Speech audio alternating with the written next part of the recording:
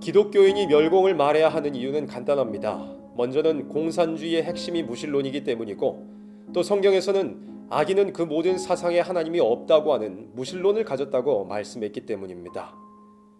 먼저 공산주의는 요한계시록 8장 7절 이하에 예언된 대로 폭력적인 방법으로 세계 3분의 1 지역을 차지했습니다. 이 공산주의의 공산화 과정 속에서 기독교인은 극심한 탄압을 받았습니다. 그 뒤로 이어지는 요한계시록 9장 상황을 살펴보게 되면 무저갱에서 연기가 올라와서 해와 공기를 어둡게 했다고 말씀했습니다. 이것이 바로 지금 공산주의자들이 사용하고 있는 사회 문화적 침투 전략을 말씀한 것입니다. 이것이 바로 미혹의 흑암입니다. 이 교회 해체와 젠더 이데올로기라는 책은 이 마귀의 세력들이 어떻게 사회 분야별로 침투를 해서 교회를 해체시키고 무신론 사회를 이루어 보려고 하는지에 대해서 아주 잘 분석해 놓은 그런 책입니다. 이번 시간에 모든 것을 상세하게 설명드릴 수는 없겠고 간략하게 유럽의 상황이 어떻게 진행이 되었고 또 유럽의 교회들이 어떻게 해서 무너지게 되었는지, 또 지금 대한민국이 겪고 있는 상황은 어떠한 것인지, 대한민국의 기독교인들이 어떠한 자세를 취해야 될 것인지에 대해서 간략하게 한번 설명을 드려보고자 합니다. 서유럽의 좌파들은 스탈린의 소련 체제에 실망했습니다. 스탈린의 소련 체제가 보여준 것은 좌파들이 바랬던 어떤 자유로운 해방된 인간과 또 아름다운 공산사회가 아니라 오히려 학살과 정치범 수용소와 또 인간의 노예화였기 때문입니다. 스탈린 체제에 실망한 좌파들은 이후에 여러 가지 잡다한 사상을 가져다가 결합을 시키거나 또 진화를 시키거나 또 심지어는 마르크스나 레닌의 논리를 일부 부정하기까지 하면서 혁명을 위한 새로운 이데올로기를 만들어내기에 이르렀습니다. 더 이상 공산주의라는 단어 하나로 지칭할 수 없을 정도로 좌파들의 투쟁과 혁명의 방식은 광범위해졌습니다. 또 일상의 모든 상황들을 정치적으로 해석하면서 투쟁의 전선으로 만들었습니다. 이러한 흐름 속에서 중국의 모택동이 주장했던 사람의 정신과 사상을 개조해야 된다고 말했던 이 문화혁명 이론이라든지, 또 미국에 있었던 음란한 히피 문화라든지, 또 마르크스의 교조화를 비판하고 또 그가 주장했던 유물사관을 부정하기까지 했던 이 프랑크푸르트 학파의 철학이라든지, 사람은 동물처럼 사회 구조에 따라서 사고하고 인식할 수밖에 없다고 말했던 구조주의, 또 이것을 혁파해야 된다고 말했던 후기 구조주의라든지, 이러한 잡다한 사상들이 합쳐져서 발생했던 것들이 바로 프랑스의 68 운동이었습니다.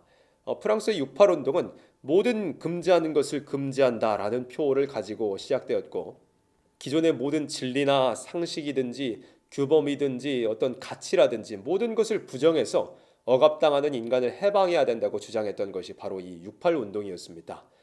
이렇게 기존에 존재했던 모든 것을 부정해버리고 뒤집어 엎자고 주장했던 이러한 68 운동에 대해서 좌파들도 스스로 아비를 죽인 혁명, 즉 폐륜적인 혁명이라고 지칭합니다. 좌파적인 사상의 스승은 물론이고 대학이든 정부든 모든 것을 뒤집어 엎어야 될 대상으로 보았기 때문입니다. 특히나 이 68 운동에서 중심적인 사상이 되었던 것은 바로 빌헬름 라이가 주장했던 성혁명, 성정치였습니다. 이 라이가 주장했던 것은 기독교적 성윤리와 성도덕으로 인해서 사람들이 억압을 받고 있다. 이것으로 인해서 억압적인 가정이 생겨나고, 억압적인 가정은 억압적인 사회, 착취하는 사회를 만드는 근간이 된다. 억압과 착취의 사상적 근본이 되는 교회를 먼저 해체해야 된다고 주장했습니다.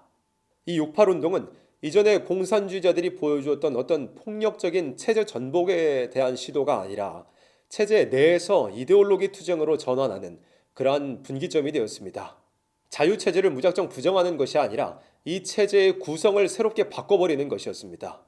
동성애 정치 투쟁을 벌이는 콜린 윌슨과 노라 칼리는 동성애자 억압에 맞서는 투쟁은 자본주의 사회를 철폐하고 자본주의가 왜곡한 성과 성 역할을 바로잡는 투쟁이다.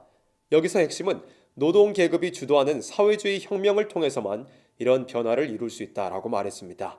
이렇게 동성애가 무신론 사회를 이루는 정치투쟁의 중요한 수단으로 사용되기 시작하면서 이 사회적으로도 새로운 어떤 흐름이 생겨났습니다. 바로 기독교적인 성윤리와 성도덕에 대해서 탄압을 받고 억압을 받았다고 말하는 소위 성소수자들에 대한 가짜 인권이 생겨난 것입니다.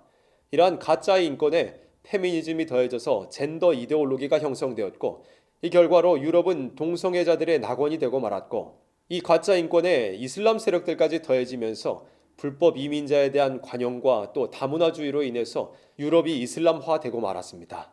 또한 여기에서 소위 소수자라고 지목된 집단들, 즉 동성애자라든지 페미니스트라든지 이슬람이라든지 이러한 집단들을 향해서 비판을 할 수 없게 만드는 차별금지법이 등장했습니다. 건전한 성윤리와 성도덕이 변질되고 동성애와 이혼이 창궐하여서 가정들이 해체되고 있는 상황 속에서도 차별금지법으로 인해서 건전한 비판과 표현의 자유의 기회가 박탈되고 말았습니다. 대한민국의 상황도 유럽과 크게 다르지 않게 흘러가고 있습니다. 한국의 좌파들은 구소련과 동구권이 붕괴된 이후로 또 북계의 실상이 여실히 드러난 이후에 투쟁 노선과 전략 전술을 전환하기에 이릅니다. 유럽 좌파가 성공을 거두었던 성정치와 성혁명 노선을 그대로 들고 와서 대한민국에 이식하기 시작한 것입니다. 기존의 좌파들이 가지고 있던 주사파 논리로는 젊은 층들, 청년층들을 설득할 수 없다고 판단하고 이들은 왜곡된 성관념을 앞세워서 이들을 젊은 층들의 관심을 유도하고 또 그 관심을 정치 투쟁으로 옮겨가게 만드는 전략을 사용하고 있습니다.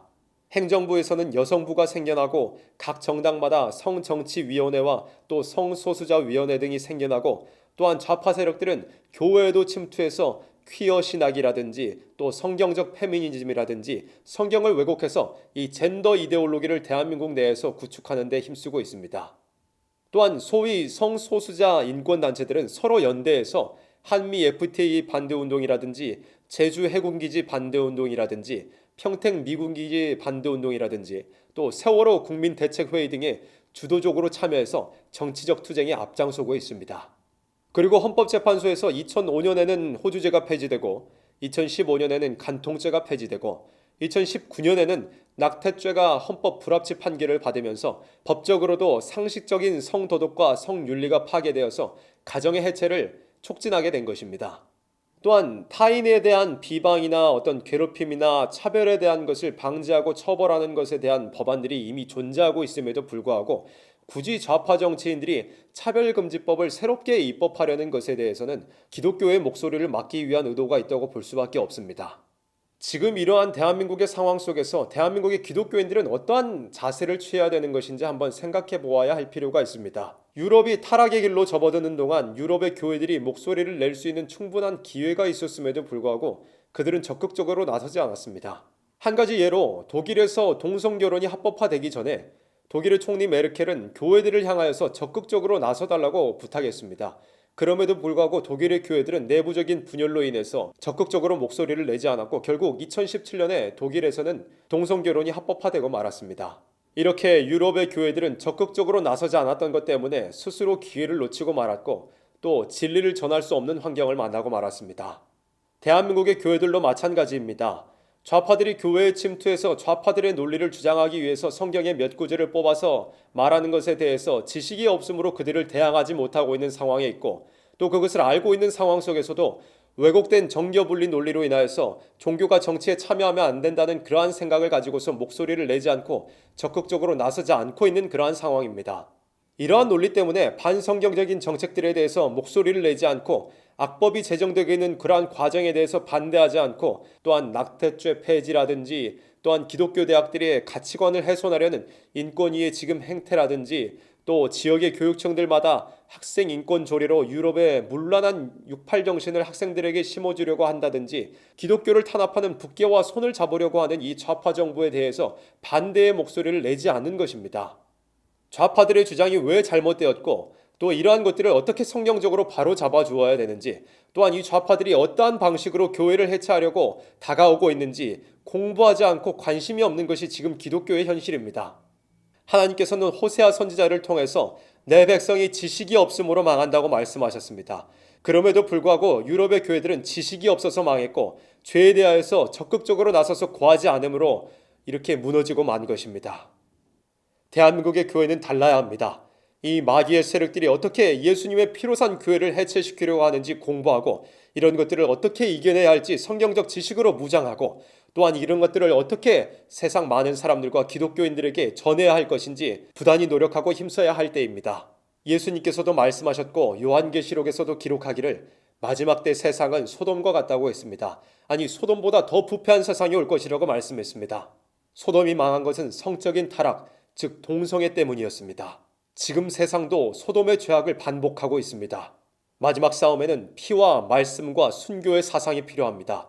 요한계시록 12장 11절에서는 하나님의 종들이 예수님의 보혈과 하나님의 말씀과 순교의 정신으로 마귀의 세력을 이겼다고 기록했습니다.